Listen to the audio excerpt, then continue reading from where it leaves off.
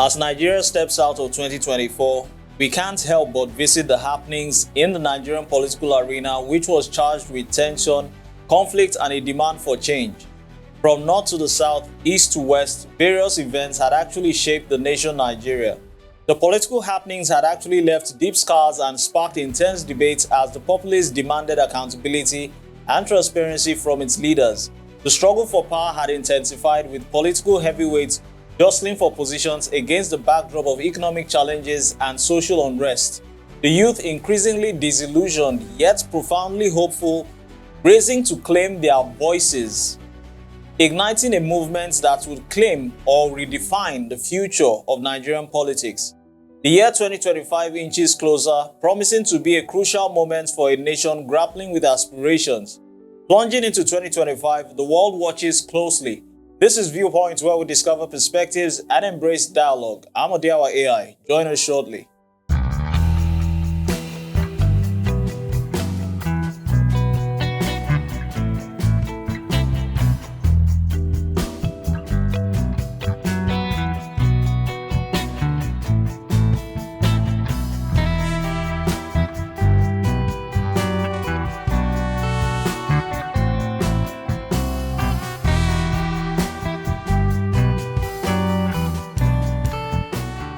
The air crackled with tension and anticipation, a palpable reminder of Nigeria's storied past and uncertain future. The echoes of political happenings sounded through the streets, where the aspirations of a diverse populace clashed against the backdrop of deep-seated corruption and economic strife. Citizens, weary yet hopeful, gathered in throngs, their voices a symphony of dreams and demands. Yet beneath the surface, and allegiances and political mechanisms threatened to ignite old wounds, casting shadows over the promise of unity, with series of dramatic political happenings in Nigeria's political arena. The struggle for power unfolded with an intensity that could or would either elevate Nigeria to new heights or plunge it into deeper chaos. To begin with, the battle for Kano State's monarchy. Kano State found itself embroiled in a fierce contest over its traditional monarchy. The recent upheaval in royal succession had ignited not just local but also national interest. The struggle between the contenders for the throne had become a battleground for political influence and public support, showcasing how traditional institutions still wield significant power in Nigeria's political sphere. The contest was more than just a fight for the throne. It represented the deep cultural roots and the intertwining of tradition and governance in the northern region. In the heart of Nigeria's northern expanse, the battle for Kano State's monarchy raged like a tempest, casting airy shadows over the Grand Emirate Palace. Rival factions vied for the coveted throne, each armed with legacies steeped in history and aspirations for modernity. The air actually crackled with tension as powerful families, once united by blood and heritage, now found themselves ensnared in a web of betrayal and intrigue. Their loyalty tested by the insatiable hunger for power. Whispers of clandestine alliances and age-old rivalries swirled like dust in the wind, while the people of Kano watched with bated breath, caught between reverence for the storied past and the uncertain promise of a new era. Next actually is the bad governance. Now, the storm of discontent erupted August 1, 2024 as the streets thrummed with the fervent cries of a populace weary of the shackles of bad governance. Millions of voices rose in unison, echoing the agony and decades of frizzled corruption, neglect, and betrayal. The air actually was with palpable urgency as demonstrators brandished placards emblazoned with slogans such as the End Bad Governance hashtag. The once quiet neighborhoods transformed into jarring sounds of passion and resolve, where young and old alike marched side by side, their hearts beating in defiance against a system that had long suffocated their dreams. This was actually watched world over, not only in Nigeria, as the nation, brimming with potential, stood at a very steep cliff, igniting hope in the darkest corners of despair, fueled by the relentless spirit of a people determined to actually reclaim their future from the clutches of misrule. We will not also forget the apprehension of the minors in the End Bad Governance protest. Now, in a shocking turn of events, protesters against the perceived government ineffectiveness had erupted across various regions, leading to a troubling spike in the arrest of minors. Reports had surfaced of minors being apprehended during the End Bad Governance protests. This had ignited outrage among human rights advocates and general populace at large. Now, the government's heavy-handed approach to the dissent raised questions about the rights of young citizens and the lengths to which authorities go to silence voices calling for change. The implications of these arrests are quite profound, as they highlight the intersections of youth activism and the state's response to civil disobedience. The young demonstrators, often driven by a desire for change and a better future, had found themselves caught in a crossfire of escalating tensions between the law and the citizens' demand for accountability. Reports indicated that authorities had responded to the demonstrations with heavy-handedness, as I had said earlier on, heavy-handed tactics, resulting in the detention of several minors, raising concerns about the violation of their rights and the impact of such actions on the youth involvement on civic matters. Critics likewise had also argued, apart from rights activists, had also argued that the arrest of minors not only still stifles free expression but also reflects a broader pattern of poor governance, where the voices of a younger generation are actually marginalized in the pursuit of maintaining order. Now, moving on will be the controversial bills stirred in the National Assembly. Now, in the halls of Nigeria's National Assembly, a series of controversial bills ignited a firestorm of debate, echoing across the nation like thunderclaps. One bill, which sought to amend the constitution to restrict freedom of assembly or expression, drew fierce opposition from activists and citizens alike, who took to the streets in a display of defiance, their voices rising in unison against the perceived authoritarianism. Simultaneously, the proposed legislation to regulate social media sparked a fierce clash between proponents of national security and defenders of free speech, with fiery testimonies echoing in the chambers, revealing deep-seated fears of censorship and oppression. As lawmakers grappled with this polarizing issue, the air was thick with tension.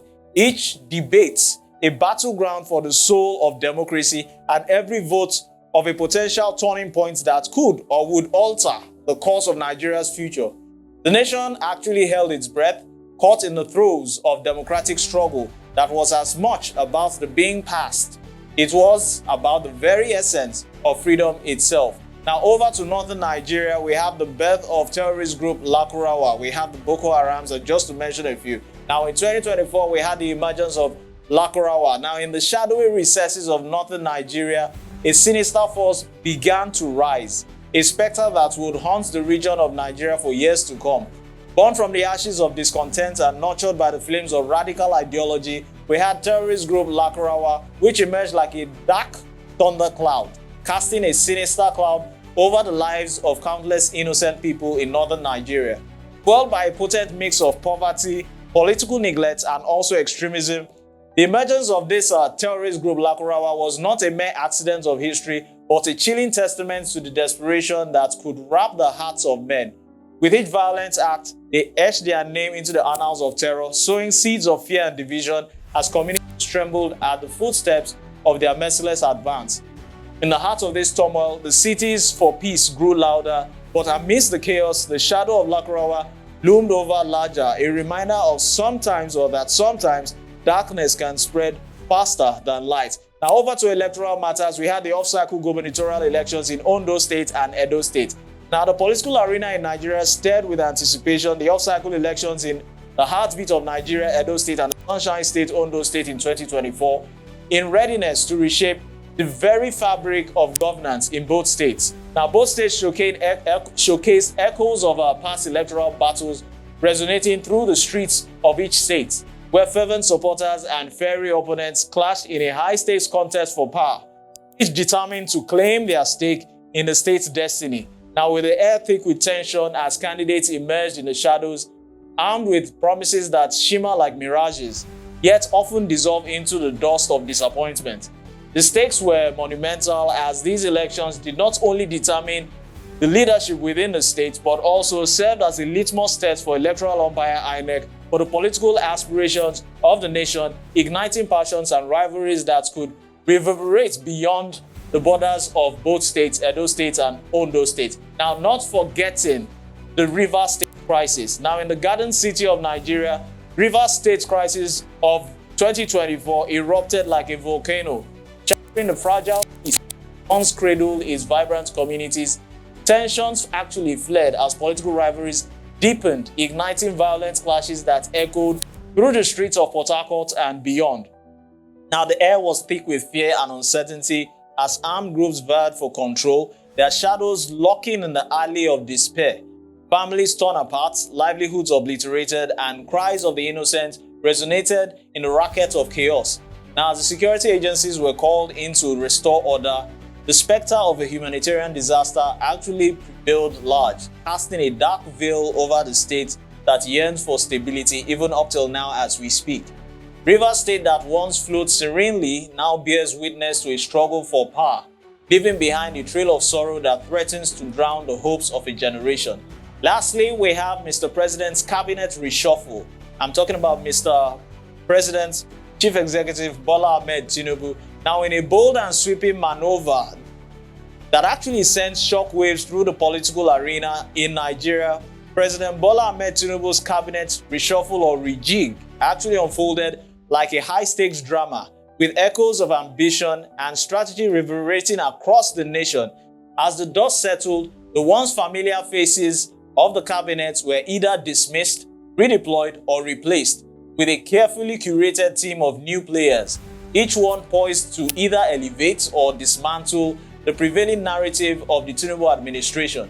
Whispers of powers and struggle and alliances swelled in the corridors of power, the FEC, the Federal Executive Council, as Tinubu's deft hand sought to recalibrate his administration in the face of mounting challenges and public scrutiny.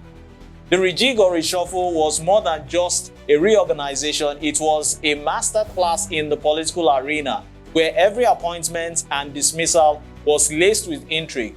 Now, with the nation holding its breath, the stage was actually, or has been actually set for a new chapter, one that actually promises both opportunity and uncertainty in equal measure.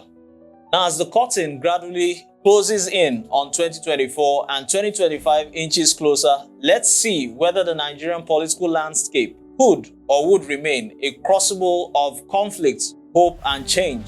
The decisions made in the coming months will undoubtedly shape the nation's future for years to come. Will Nigeria rise to the occasion or will it succumb? As the curtain gradually closes in on 2024 and 2025 inches closer, let's see whether the Nigerian political landscape could or would remain a crucible of conflict, hope, and change. The decisions made in the coming months will undoubtedly shape the nation's future for years to come. Will Nigeria rise to the occasion or will it succumb to the forces of division and despair? From Veegil Media, this has been Viewpoint, where we discover perspectives and embrace dialogue. I'm Odiawa AI. Happy holidays and a happy new year.